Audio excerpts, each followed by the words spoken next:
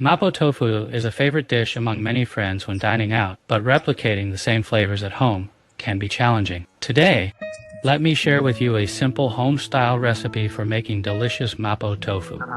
First, prepare some tender tofu and cut it into small cubes. Then, chop up some ground meat.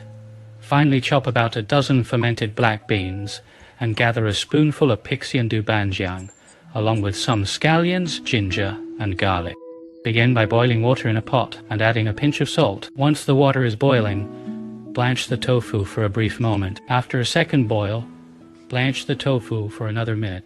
Then drain and set it aside in a bowl. Heat up some oil in your cooking pot.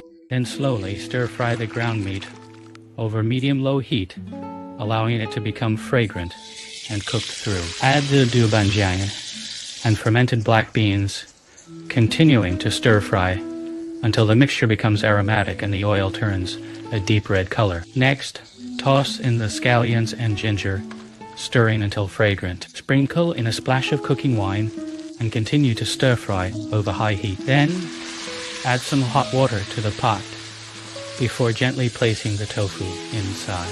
Use your spatula to gently push the tofu along the edges of the pot, ensuring even heat distribution.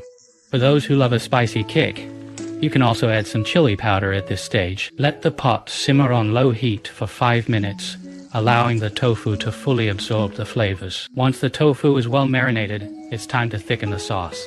Mapo tofu is traditionally thickened 3 times to ensure that the sauce clings tightly to the tofu. By the third round of thickening, the sauce should be thick and rich, perfectly coating each tofu cube. Once the desired consistency is achieved, it's time to plate your mapo tofu. Sprinkle some Sichuan peppercorn powder and garnish with fresh green garlic sprouts. And there you have it, a homemade mapo tofu that rivals any restaurant version. Save this recipe and give it a try. We hope you enjoy it as much as we do.